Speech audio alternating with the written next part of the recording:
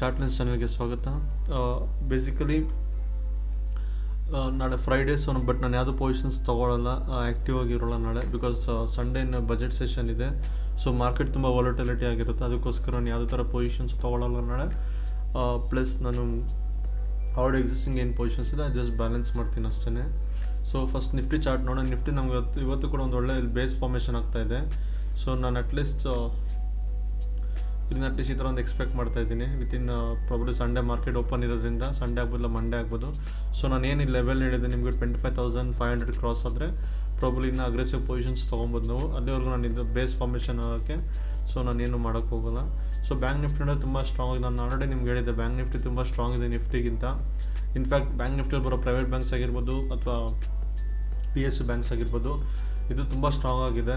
So ನಾನೇನಾದ್ರು ಸ್ವಲ್ಪ ದಿನ Nifty ಸ್ವಲ್ಪ ರಿಕವರ್ ಆದರೆ ಪ್ರಾಬ್ಲಿ ಬ್ಯಾಂಕ್ ನಿಫ್ಟಿ ಒಂದು ಒಳ್ಳೆ 61,000ವರೆಗೂ ಡೆಫಿನೆಟ್ಲಿ ಹೋಗೋ ಚಾನ್ಸಸ್ ತುಂಬ ಇದೆ. ಸೊ ಯಾವಾಗ ಈ ಥರ ಶೇಕ್ಔಟ್ ಬೇರೆ ಆಗಿತ್ತು, ಸೊ ಡೆಫಿನೆಟ್ಲಿ ನಾನು ಬ್ಯಾಂಕ್ ನಿಫ್ಟಿ ತುಂಬ ಬುಲಿಶ್ ಆಗಿದ್ದೀನಿ. ಬಟ್ ನೋಡೋಣ, ನಂಗೆ ಸಂಡೇ ಯೂನಿಯನ್ ಬಜೆಟ್ ಏನು ಆಗುತ್ತೆ ನೋಡೋಣ. ಪ್ಲಸ್ ಮಂಡೇ ನೋಡೋಣ ಯಾವ ಥರ ಒಂದು ನಿಫ್ಟಿ ಬ್ರೇಕ್ಔಟ್ ಆಗುತ್ತೆ ನೋಡೋಣ, ಅದ್ರ ಮೇಲೆ ಡಿಪೆಂಡ್ ಆಗುತ್ತೆ. ಬಟ್ ಓವರಾಲ್ ಬ್ಯಾಂಕ್ ನಿಫ್ಟಿ ತುಂಬ ಸ್ಟ್ರಾಂಗ್ ಇದೆ ನಿಫ್ಟಿಗಿಂತ. So small cap same story ಇದೆ, ಇನ್ನೂ ಬಿಲೋ ಮೂವಿಂಗ್ ಅವರೇಜೇ ಇದೆ. ಪ್ಲಸ್ ಇಲ್ಲೊಂದು ಸ್ವಲ್ಪ ಬೇಸ್ ಫಾರ್ಮೇಷನ್ ಆಗಲಿ. So mid cap same story, ಇದು ಬಿಲೋ ಮೂವಿಂಗ್ ಅವರೇಜ್ ಇದೆ, ಸ್ವಲ್ಪ ಬೇಸ್ ಫಾರ್ಮೇಷನ್ ಆಗಲಿ. ಸೊ ಇದು ನನ್ನ ಇಂಡೆಕ್ಸ್ ವ್ಯೂಸ್.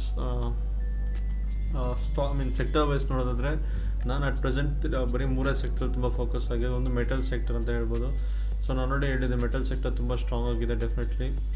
ಅದು ಬಿಟ್ಟರೆ ಬೇರೆ ಯಾವುದು ನನಗೆ ಅಂಥ ಸ್ಟ್ರಾಂಗ್ ಅನಿಸ್ತಿಲ್ಲ. ಪ್ರೈವೇಟ್ ಬ್ಯಾಂಕ್ಸು, ಮೆಟಲ್ಸು ಮತ್ತು PSU ಬ್ಯಾಂಕ್ಸ್ ತುಂಬ ಸ್ಟ್ರಾಂಗ್ ಆಗಿದೆ ನೋಡ್ಬೋದು. ಸೊ ನಾನು ಪ್ರೈವೇಟ್ ಬ್ಯಾಂಕ್ ಕೂಡ ಬ್ರೇಕ್ಔಟ್ ಎಕ್ಸ್ಪೆಕ್ಟ್ ಮಾಡ್ತಾಯಿದ್ದೀನಿ ಸ್ವಲ್ಪ ದಿನದಲ್ಲಿ, ಇನ್ ಕೇಸ್ ನಿಫ್ಟಿ ಅದು ಬಾಟಮ್ ಔಟ್ ಆದರೆ ಇರಲೇ. ಸೊ ಇದು ಪ್ರೈವೇಟ್ ಬ್ಯಾಂಕ್. ನೆಕ್ಸ್ಟ್ ಮೆಟಲ್ ನೋಡ್ಬೋದು, ಮೆಟಲ್ ತುಂಬ ದಿನದಿಂದ ಸ್ಟ್ರಾಂಗ್ ಇದೆ. ಸೊ ನೋಡ್ಬೋದು ಇಲ್ಲೊಂದು ಬ್ರೇಕ್ಔಟ್ ಆಗಿದೆ ನಮಗೆ, ಮತ್ತು ಇಲ್ಲೊಂದು ಬ್ರೇಕ್ಔಟ್ ಆಗಿದೆ. ಸೊ ಡೆಫಿನೆಟ್ಲಿ ತುಂಬ ಸ್ಟ್ರಾಂಗ್ ಇದೆ ಮೆಟಲ್ಸು. ಬಿಟ್ಟರೆ PSU ಬ್ಯಾಂಕ್ ಕೂಡ ತುಂಬ ಸ್ಟ್ರಾಂಗ್ ಇದೆ. ಸೊ ನಾನು ಹೇಳಿದಾಗೆ 3 ಸೆಕ್ಟರ್ ನಾವು ಫೋಕಸ್ ಮಾಡಿದ್ದು ಈಗ PSU bank, metals, private banks ಅಷ್ಟೇ. ಅದು ಬಿಟ್ಟರೆ ಇನ್ನು ಯಾವ್ದಾದ್ರು ನನ್ನ ಡಿಫೆನ್ಸಲ್ಲಿ ಬೌನ್ಸ್ ಬಂದಿದೆ ಅಷ್ಟೇ, ಬಟ್ ನನಗೇನು ಅಂತ ಇದಿಲ್ಲ. ಸೊ ನಿಫ್ಟಿ ಆಯಿಲ್ ಆ್ಯಂಡ್ ಗ್ಯಾಸಲ್ಲಿ ಜಸ್ಟ್ ಬೌನ್ಸ್ ಅಷ್ಟೇ. ಸೊ ಇದು ಸೆಕ್ಟರ್ ವೈಸ್. ನನ್ನ ಪೊಸಿಷನ್ಸ್ ನೋಡಿದ್ರೆ ಇಂಡಾಲ್ಕೋ ಕಾಪರ್, ನಾನು ಏನು ನಿಮ್ಗೆ ಆ್ಯಕ್ಚುಲಿ ಇದು ಇಲ್ಲಿದ್ದಾಗೆ ನಾನು ವೀಡಿಯೋ ಕೂಡ ಮಾಡಿದ್ದೆ, ಪ್ಲಸ್ ಟ್ವಿಟರಲ್ಲಿ ಕೂಡ ಹಾಕಿದ್ದೆ. ನಾನು ಕಾಪರ್ದು ಇಂಡಾಲ್ಕೋ ಕಾಪರ್ ಬೈ ಮಾಡ್ತೀನಿ ಅಂತ. ನಾನು ಬೇಕಾದ್ರೆ ಟ್ವಿಟರಲ್ಲಿ ಚೆಕ್ ಮಾಡ್ಬೋದು. So 2 days back to back circuits ಆಗಿದೆ ಇದು. ಇನ್ಫ್ಯಾಕ್ಟ್ ನಾನು ಮಾರ್ನಿಂಗ್ ಅದು ಎಕ್ಸಿಟ್ ಅದೇ 50% ಪೊಸಿಷನು. ಸೊ ಮಿಕ್ಕಿದಾಗಿ ಹೋಲ್ಡ್ ಮಾಡ್ತಾಯಿದ್ದೀನಿ, ನೆಕ್ಸ್ಟ್ ಟ್ರಯಲ್ ಮಾಡ್ತೀನಿ ಮಿಕ್ಕಿದ ಪೊಸಿಷನ್ಸ್ ಕಂಪ್ಲೀಟಾಗಿ. ಇದು ನಾನು ಇಂಡಾಲ್ಕೋ ಕಾಪರ್. ಇನ್ನು ಬ್ಯಾಂಕ್ ಆಫ್ ಇಂಡಿಯಾ ನಾನು ಆ್ಯಕ್ಚುಲಿ ಒಂದು ಪೊಸಿಷನ್ ತೊಗೊಂಡಿದ್ದೀನಿ. ಸಾರಿ, ಬ್ಯಾಂಕ್ ಆಫ್ ಇಂಡಿಯಾ ಒಂದು ಸೆಕೆಂಡ್.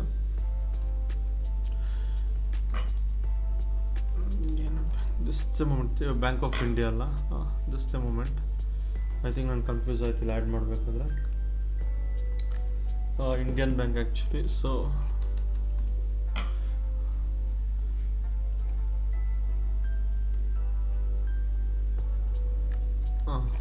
ಇಲ್ಲ ಇದೆಯಲ್ಲ. ಸೊ ಇದು ಇಂಡಿಯನ್ ಬ್ಯಾಂಕ್ ಎಂಟ್ರಿ ಆದ ಆ್ಯಕ್ಚುಲಿ 908 ಸಮಥಿಂಗ್ 909ಗೆ ಎಂಟ್ರಿ ಆಗಿದೆ. ಮೂವ್ಮೆಂಟ್ ಬಂದಿಲ್ಲ ಇನ್ನು. ಬಟ್ ನಾನು ಸ್ಟಾಪ್ ಲಾಸ್ ಸ್ವಲ್ಪ ಡೀಪ್ ಇದೆ ಆ್ಯಕ್ಚುಲಿ ಇದರಲ್ಲಿ. ಸಮ್ವೇರ್ ಅರೌಂಡ್ 868 ಇಕ್ಕಿದ್ದೀನಿ ಆ್ಯಕ್ಚುಲಿ. ಸೊ ಇದೊಂದು 2 ಪೊಸಿಷನ್. ಕ್ರೂಡ್ ಆಯಿಲ್ ಆಲ್ರೆಡಿ ಅದರಲ್ಲಿ ಪಾರ್ಷಲಿ ಎಕ್ಸಿಟ್ ಆಗಿದ್ದೀನಿ ಕ್ರೂಡ್ ಆಯಿಲ್. ನಾನು ಆ್ಯಕ್ಚುಲಿ ಕ್ರೂಡ್ ಆಯಿಲ್ ನೋಡಿದ್ರೆ ನೀವು ಇದು ನೋಡಿ UK ಅಲ್ಲಿ ನೋಡಬೇಕು, ನೋಡ್ಬೋದು. ನಾನು ಆ್ಯಕ್ಚುಲಿ ಆಲ್ರೆಡಿ ಪಾರ್ಷಲ್ ಎಕ್ಸಿಟ್ ಆಗಿ ಮಿಕ್ಕಿದಾಗೆ ಹೋಲ್ಡ್ ಮಾಡಿದ್ದೀನಿ. ಸೊ ಈಗ ಏನಾಗಿದೆ ಅಂದರೆ ನಾನು ಇಂಡಾಲ್ಕೋ ಕಾಪರಲ್ಲಿ ಪ್ರಾಫಿಟ್ ಬಂದಿರೋದ್ರಿಂದ ನಾನು ಇಂಡಿಯನ್ ಬ್ಯಾಂಕಲ್ಲಿ ಪೊಸಿಷನ್ಸ್ ತೊಗೊಂಡೆ, ಇಲ್ಲ ನಾನು ತೊಗೊತಾ ಇರಲಿಲ್ಲ. ಕ್ರೂಡ್ ಆಯಿಲ್ ಕೂಡ ನಾನು ಪಾರ್ಷಲಿ ಬುಕ್ ಮಾಡಿದ್ದೀನಿ. ಸೊ ಇದು ಎರಡರಲ್ಲ ನನಗೆ ಇವಾಗ risk free. Hindalco copper, crude oil ಎರಡು ರಿಸ್ಕ್ ಫ್ರೀ ಇದೆ. ಬರೀ ಓಪನ್ ರಿಸ್ಕ್ ಬರೀ ಇಂಡಿಯನ್ ಬ್ಯಾಂಕಲ್ಲಿ ಮಾತ್ರ ಇದೆ. ಸೊ ನೋಡೋಣ ಯಾವ ಥರ ಅಂತ. ಮಿಕ್ಕಿದ್ದು ವಾಚ್ ಲಿಸ್ಟಲ್ಲಿ ಹಾಕಿದ್ದೀನಿ, ಬಟ್ ನಾನು ಪೊಸಿಷನ್ಸ್ ತೊಗೊಳ್ಳಲ್ಲ ನಾಳೆ. DCB ಬ್ಯಾಂಕ್ ಕೂಡ ಚೆನ್ನಾಗಿದೆ. ಶ್ರೀರಾಮ್ ಫೈನಾನ್ಸ್ ಅದು ಎಕ್ಸಲೆಂಟ್ ಆಗಿದೆ ಸೆಟಪ್ಪು, ಬಟ್ ನಾನು ಯಾವುದೇ ಕಾರಣಕ್ಕೂ ಪೊಸಿಷನ್ಸ್ ತೊಗೊಳ್ಳಲ್ಲ. ಗ್ರೋ ಕೂಡ ಚೆನ್ನಾಗಿದೆ ಪೊಸಿಷನು, ದ ಸೆಟಪ್ ವೈಸ್ ಚೆನ್ನಾಗಿದೆ. ಸೊ ಇದು ನಾನು ಜಸ್ಟ್ ಟ್ರ್ಯಾಕಿಂಗ್ ಪರ್ಪಸ್ ಹಾಕಿದ್ದೀನಿ, ಬಟ್ ತೊಗೊಳ್ಳಲ್ಲ. ಸೊ ಓವರಾಲ್ ಹೇಳಿದ್ರೆ ನಂದು 2 ಸ್ಟಾಕ್ ರಿಸ್ಕ್ ಫ್ರೀ ಇದೆ, ಒಂದು ಮಾತ್ರ ರಿಸ್ಕ್ ಇದೆ. ನೋಡೋಣ, ನಿಫ್ಟಿಲೇ ಬಾಟಮ್ ಔಟ್ ಆದರೆ ಮಂಡೇ ಆದಮೇಲೆ ಪೊಸಿಷನ್ಸ್ ತೊಗೊತೀನಿ ನಾನು. ಬಟ್ ಸಂಡೇ ಯೂನಿಯನ್ ಬಜೆಟ್ ಇರೋದು ನಾನು ತೊಗೊಳಕ್ಕೆ ಹೋಗೋಲ್ಲ. ಸೊ ನಾನು 3 ಡೇಸ್ ಆ್ಯಕ್ಟಿವ್ ಆಗಿರೋಲ್ಲ. ಸೊ ಅದು ಮಾರ್ಕೆಟಲ್ಲಿ ವೆಕೇಷನ್ ಹೋಗ್ತಾ ಇದ್ದೀನಿ. So see you on Monday. Thank you very much.